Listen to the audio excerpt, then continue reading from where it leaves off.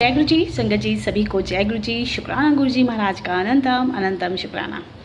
ओम नमः शिवाय। शिव जी सदा सहाय। ओम नमः शिवाय। गुरु जी सदा सहाय। जय गुरु जी।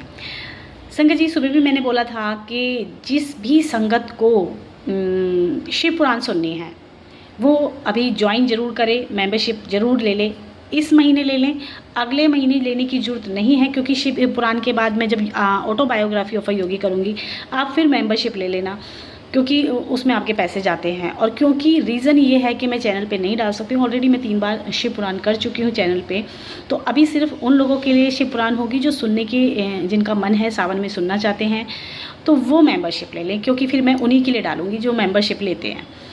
क्योंकि बार बार एक चीज़ मैं नहीं डाल सकती हूँ चैनल पे वीडियोस बना के, क्योंकि बहुत सत्संग भी होते हैं। तो वो एक्स्ट्रा जो वीडियो मैं डालूँगी शिव पुराण की वो सिर्फ मेंबरशिप वालों के लिए डालूँगी। और अगली बार नहीं लेना प्लीज़ क्योंकि शिव पुराण के लिए लेना ज़रूरी है मेंबरशिप, क्योंकि वो पहुँच नहीं पाएगी अब तक। जय गुरु जी। संगत जी एक कहावत या हमने एक चीज़ बचपन में सुनी थी, बुरा जो देखन मैं गया बुरा ना मिला कोई, अपने भीतर झाँका तो मुझसे बुरा ना कोई। तो कमियां हमारे अंदर हैं और हमें वही दूर करनी है। आप अपना सत्संग भेज सकते हैं नीचे दिए हुए नंबर पर, और आप अपना सत्संग मुझे सुना भी सकते हैं। जिनकी जर्नी बहुत स्पेशल है, जिनको लगता है हमारे सत्संग ऐसे अनुभव हैं जो हम रिकॉर्डिंग करके नहीं भेज सकते, आप डायरेक्ट मुझे सुना सकते हैं। जय गुरु जी।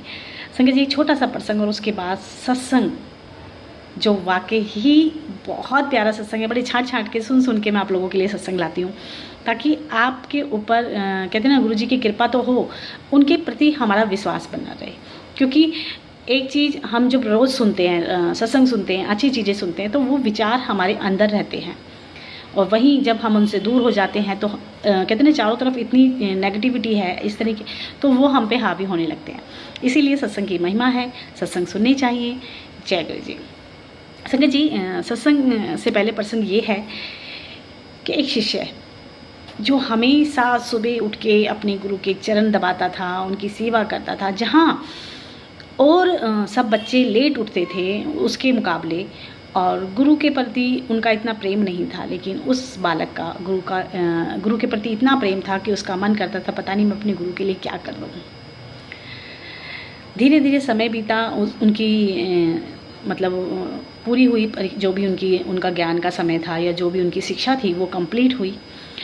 और गुरु से जब उन सब ने आज्ञा ली तो गुरु को अपने उस शिष्य की मतलब जिससे बड़ा प्रेम था उनको, और वो समझते थे कि मुझे इसे स्पेशल कुछ देना है गुरु दक्षिणा के रूप में। तो जब वो गुरु जी से आज्ञा लेने लगा, चरण स्पर्श किए, तो गुरु ने कहा कि लो मैं तुम्हारे लिए कुछ स्पेशल लाया हूँ, या कुछ सबसे अलग है, हट के है। और उन्होंने एक मिरर दिया। मिरर दे के उन्होंने कहा कि ये वो मिरर है, जो भी इसमें देखेगा उसके अवगुण नज़र आएंगे या उसकी कमियां पता चलेगी तुम्हें। बालक बड़ा खुश कि मुझे तो गुरु ने पता नहीं क्या दे दिया, अब तो मैं सबका मन भाप लूँगा, अब सबके बारे में जान लूँगा। गुरु ने बड़े प्रेम से फिर दोबारा समझाया, जिनकी कमियां देखनी हो उनको ही इस आईने में दिखाना। तो उन्होंने कहा ठीक है। तो बालक उसके मन में आया कि पहले तो मैं अब गुरु के मन में ही झांकूं कि गुरु के मन में क्या चलता है। बालक ने ऐसे आईना किया गुरु की तरफ, और तुरंत बालक को दिखाई दिया कि वे गुरु के अंदर तो क्रोध है, लोभ है, कुछ कमियां हैं। बालक चल पड़ा ये सोच कर के अरे ये तो गुरु में भी कमी है। बालक आगे चला। आगे चलते चलते चलते चलते उसका एक मित्र मिला, जो बचपन में उसकी हर परेशानी में काम आता था, हर प्रॉब्लम में उसके साथ खड़ा रहता था। और उसका एक लौता मित्र था जो उसे बड़ा प्रेम करता था, और वो भी उसे बड़ा प्रेम करता था। तो उसने मन में सोचा क्यों ना इसके भीतर झाँका जाए कि मेरे लिए इसके भीतर कितना प्रेम है, ये कितना कैसा है, क्या है, इसके भीतर क्या चलता है। थोड़े समय बाद जब उसने अपने मित्र से कहा कि देखो ये आईना है और तुम इसमें देखो ये स्पेशल है या अलग है, आप तुम इसमें देखो पर मेरे कहे से। तो मित्र ने देखा तो उसने देखा कि इसके भीतर तो छल, कपट, क्रोध, बहुत सारी कमी है। मित्र ने कहा कि क्या था इसमें अलग? बोला कुछ नहीं। अब चलते चलते सोचने लगा कि अरे ये मित्र तो मेरा बचपन का था, लेकिन इसमें भी इतनी कमियां हैं, इसमें भी इतने अवगुण हैं, ये तो बहुत छलिया है। आगे चला तो रास्ते में ना रुककर सीधा घर पहुंचने की तैयारी की कि चलो घर पे चलता हूँ। फिर रास्ते में एक बहुत पुराने उनके अंकल जो बचपन में उसको खिलाने आते थे, उसके लिए खाने पीने का सामान भी लाते थे, तो उनसे बोला, क्या नमस्कार किया, प्रणाम किया और उनको भी शीशे में देखा। तो देखा कि उनके अंदर भी छल कपट और गुस्सा है। बच्चा बड़ा निराश हुआ। अब दुनिया से उसका मन सा हट गया कि गुरु के अंदर भी इतनी कमियां हैं, उस मेरे मित्र जो जिसे मैं बहुत अच्छा मानता था वो भी इतना अच्छा है, और ये अंकल ये जो मुझे बचपन में बहुत प्यार करते थे, बहुत सामान लाते थे मेरे लिए, इनके मन में भी इतनी सारी चीज़ें हैं। घर पहुंचा तो सोचा कि माँ से प्यारा तो कोई नहीं है, माँ तो सबसे प्यारी होती है, और पिता जो हमारा ध्यान रखता है। तो वही आईना फिर अपनी माँ को दिखाया। माँ के अंदर भी उस आईने में कुछ कमियां दिखी, गुस्सा दिखा और बहुत सारी चीज़ें दिखी। बेटा निराश, बच्चा निराश, बहुत निराश कि ये हो क्या रहा है, किसी के सबके अंदर ही कमियां हैं। पिता के पास गया तो पिता को आईना दिखाया, पिता में भी उसको काम क्रोध दिखाई दिया। अब वो बड़ा निराश और ये सोचे कि इस दुनिया में कोई अच्छा है भी या नहीं, सब में कमियां हैं, सभी मेरे संग छल कर रहे हैं, सबको देखकर बड़ा निराश। अब दुनिया से इतना मन हट गया और वो शीशा लेके पहुंचा वापस अपने गुरु के पास और गुरुजी से बोला कि गुरुजी ये शीशा है, मैं तो सबसे विश्वास ही खो चुका हूँ, मेरा तो सबसे मन ही हट गया है। मैं जिसको भी इस शीशे में झांकने को कहता हूँ मुझे उनकी कमियाँ दिखती हैं। मतलब इस दुनिया में कोई भी अच्छा नहीं है, कोई भी अच्छा नहीं है, कोई भी भला नहीं है। तो गुरु ने वही शीशा उसकी तरफ करा, बालक की तरफ। अब बालक ने जब उसमें देखा तो बालक को भी बहुत सारे मतलब अपने कमियाँ या अपने अंदर अवगुण नज़र आए। तो गुरु ने कहा कि ये शीशा मैंने दुनिया के अवगुण देखने के लिए नहीं दिया था, ये शीशा मैंने तुम्हारी कमियां, तुम्हारे अवगुण देखने के लिए करा था, ताकि तुम अपने अवगुणों को जानकर उन्हें ठीक कर सको, क्योंकि तुम मेरे प्रिय शिष्य हो और मैं चाहता था कि मेरे शिष्य में कोई कमी ना हो, तुम एक अच्छे इंसान बनो। और तुम जब एक अच्छे इंसान बनोगे, तुम अपने अवगुण दूर कर लोगे, तो परमार्थ को पाना, परमात्मा को पाना तुम्हारे लिए ईजी हो जाएगा। पर तुम तो चले थे दूसरों के अवगुणों को देखने, तुम तो चले थे दूसरों की कमियों को देखने। तो संगत जी, हम भी यही करते हैं। गुरु जी हमें मिले हैं तो सुधार भी हमें ही करना है। अपनी कमियों को हम दूर करें, ये हमारी जिम्मेदारी है। लेकिन हम चाहते हैं कि सामने वाला सुधर जाए, क्योंकि हम गुरु जी से जुड़े हुए हैं।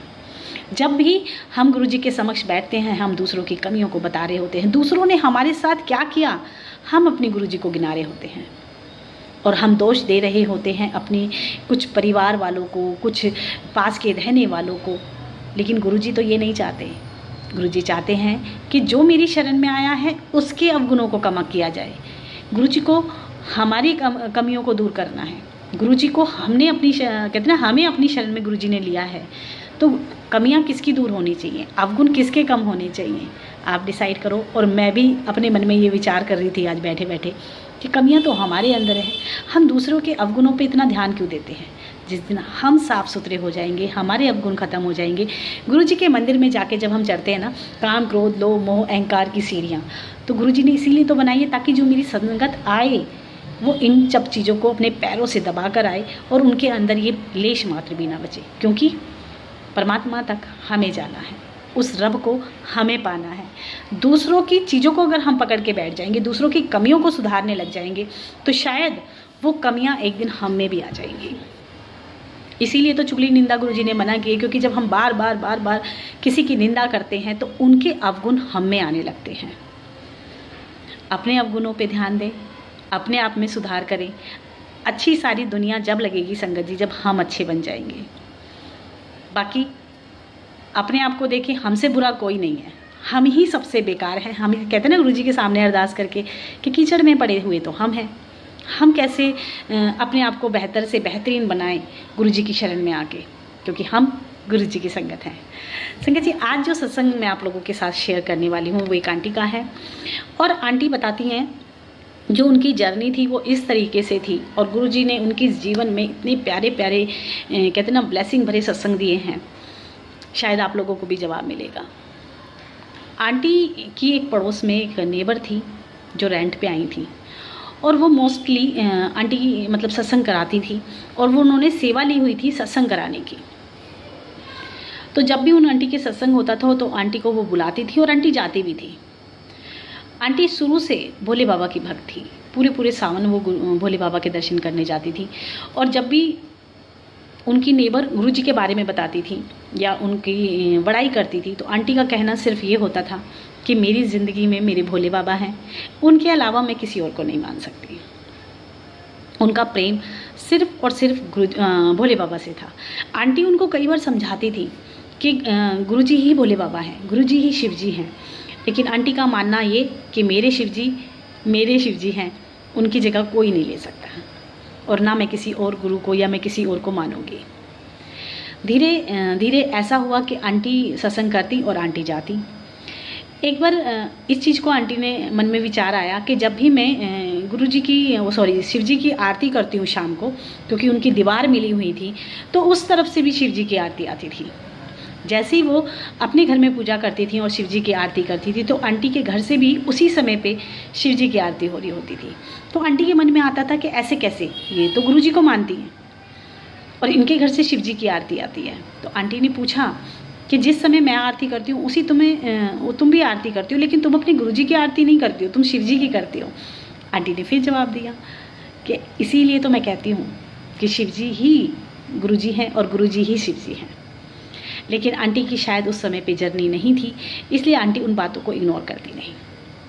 समय बीता, आंटी को एक ब्लॉकेज थी जो इस तरीके की थी कि उनकी नाक गला सब ब्लॉक था और उनको सांस लेने में बहुत दिक्कत होती थी।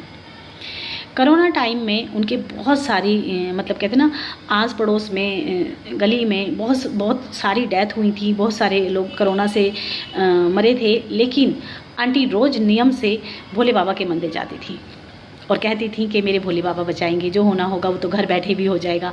मतलब वही पूर्ण विश्वास परमात्मा पे। आंटी हमेशा मंदिर जाती थी और भोले बाबा को जल चढ़ाने जाती थी, और हुआ भी ऐसा ही कि आंटी को कोरोना ने छुआ तक नहीं, आंटी को कुछ नहीं हुआ, आंटी सही सलामत रही। समय बीता और आंटी को रिश्तों की असलियत समझ में आने लगी। धीरे धीरे लोगों के असली चेहरे नज़र आने लगे, परिवार के बारे में समझ में आया, और भी बहुत सारी चीज़ें जो गुरुजी ने उनको समझानी शुरू की। अब आंटी मेरे से बोल रही थी तो कह रही थी, बोली अब मुझे समझ में आया कि मुझे तो मेरे गुरुजी ने, मेरे शिव जी ने कितनी बार संभाला है। बहुत बार उन्होंने मुझे संभाला है, और इतना संभाला है कि शायद मैं आज होती भी नहीं। आंटी की नाक में सारे में ब्लॉकेज थी, और वो ब्लॉकेज इस हद तक की थी कि जब वो डॉक्टर के गई थी तो डॉक्टर ने मतलब उनका चेकअप करते करते, क्योंकि उनको सांस नहीं आ रहा था, चेकअप करते करते अपना स्टेथोस्कोप ही छोड़ दिया। बोले इनका तो पूरा सब कुछ अंदर ब्लॉक है, कि जीवित कैसे हैं, ये सांस कैसे ले पा रही हैं। इतनी ब्लॉकेज, इतनी परेशानी में भी वो जीवित थी, क्योंकि उन पर भोले बाबा की कृपा थी। आंटी जो उनकी नेबर थी एक समय पे वो चली गई, लेकिन जो उनकी मकान मालिक थी जिनके किराए पे वो रहती थी, वो भी गुरुजी को मानती थी, गुरुजी की फॉलोअर थी। तो एक बार उनके घर में भी सत्संग था। तो आंटी बताती हैं कि जब भी मैं अपनी पड़ोस के घर में जाती थी और वहाँ पे मुझे समोसा प्रसाद, चाय प्रसाद मिलता था, तो मैं खाती नहीं थी, आधा खाती थी, थोड़ा बहुत खाती थी, और बाकी मैं छोड़ देती थी, बचा देती थी, घर ले आती थी, लेकिन पूरा कभी नहीं खाती थी। लेकिन उस दिन फर्स्ट टाइम ऐसा हुआ कि आंटी जो सामने घर था उसके सत्संग में गई, और सत्संग में जाके वहाँ पे जो भी उनको प्रसाद मिला उन्होंने बैठ के वहीं खाया, पूरा ख़त्म किया। और जब उन्होंने वो पूरा ख़त्म किया और वो घर आई, शायद या वहीं बैठे बैठे उनकी छाती में से, यहाँ पे से एक कटक करके कड़कड़ की आवाज़ हुई, और वो आवाज़ एक ऐसी आवाज़ थी जिसने उनके अंदर की जितनी भी ब्लॉकेज थी प्रसाद से सारी खोल दी। आंटी को समझ आया कि मेरी ब्लॉकेज शायद कड़े प्रसाद से और लंगर प्रसाद से ठीक हुई है। अब आंटी थोड़ा थोड़ा गुरुजी से जुड़ाव महसूस करने लगी थी, गुरुजी के सत्संग आते थे, और आंटी ये भी बताती हैं कि जो सत्संग गुरुजी चाहते थे वही मुझे सुनवाते थे। कई बार फ़ोन साइड में रखा रहता था और साइड में रखे रखे अपने आप सत्संग चल जाते थे। धीरे धीरे गुरुजी के सत्संग सुनने शुरू किए, धीरे धीरे गुरुजी के प्रति उनका प्यार बना। एक दिन गुरुजी का मैसेज आया कि तुझे बात बहुत देर में समझ में आती है, तुझे मेरी बात समझ में नहीं आती। क्यों?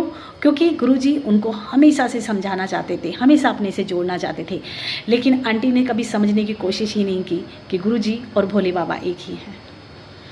धीरे धीरे जब उनकी ब्लॉकेज खुली, उनके परिवार की जो चीज़ें थी वो उनके सामने आई और सत्संग उन्होंने सुनने शुरू किए, तो बहुत सारी चीज़ें जो उनको मैसेजेस में मिली, जिनमें से एक ये थी कि मैं तुझे यू टर्न दिलाने वाला हूँ और तू डरी ना। आंटी एक दिन चेयर पे बैठी थी और चेयर पे जब वो बैठी थी तो जैसे वो खड़ी हुई तो एक पैर उनका ज़मीन पे ही रह गया, मतलब वो हिलने की कगार पे नहीं था, वो टस से मस अपने पैर को नहीं कर पा रही थी, वो वहीं की वहीं रह गया।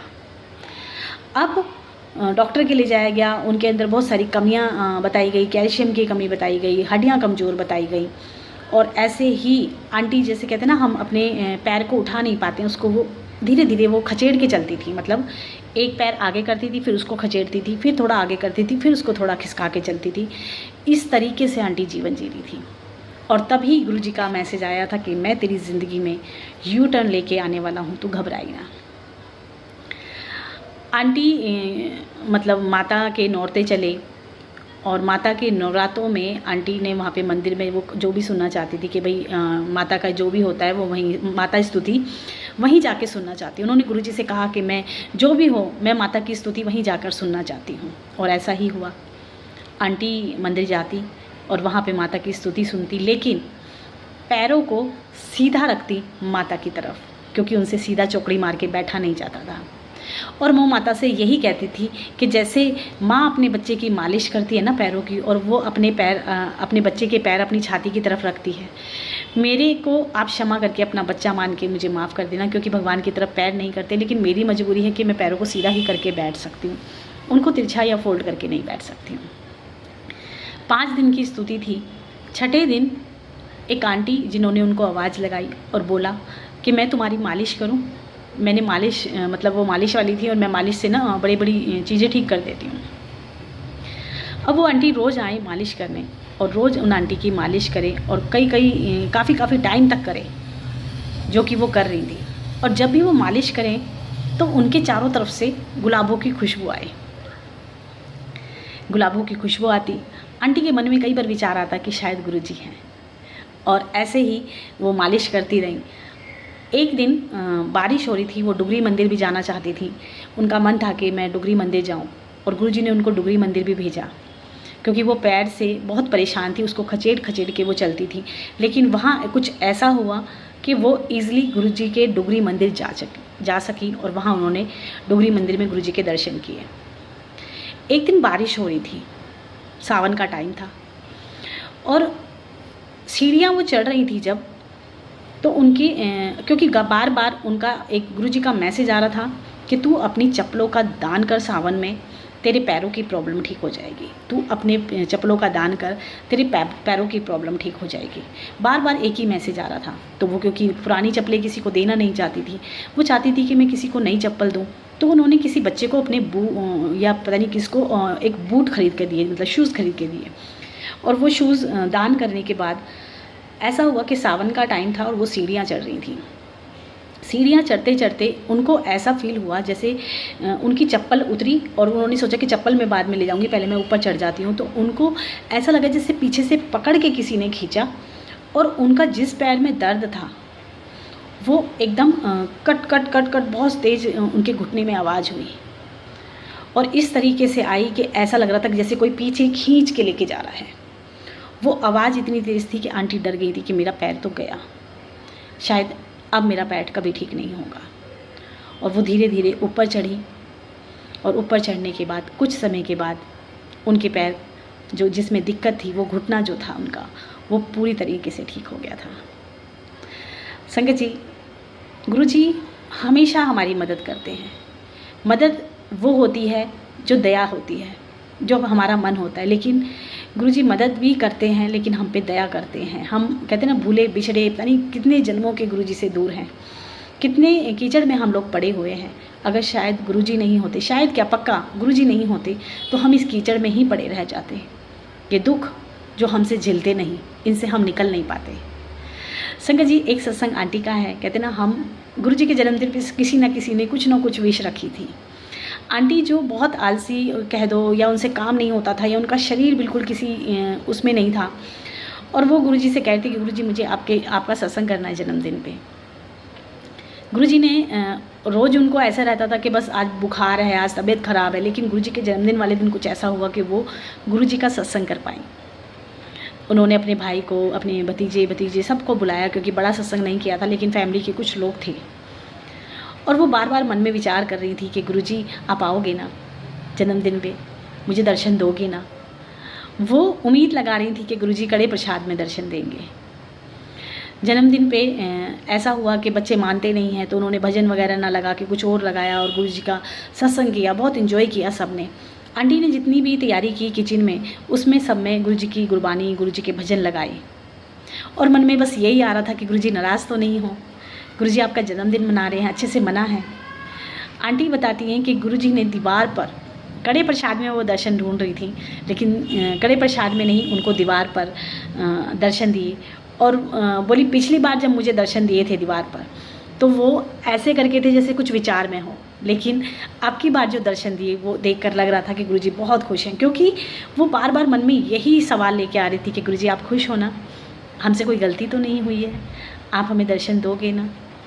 संगत जी, इतने प्यारे गुरुजी जो अपने बच्चों को बहुत प्यार करते हैं और उनका ख्याल रखते हैं, और करना हमें बदले में कुछ नहीं है, सिर्फ उनको सिमरना है, उनको पुकारना है, डरना नहीं है। रब से डरा नहीं जाता, रब से प्यार किया जाता है, ये गुरुजी हमें सिखाते हैं।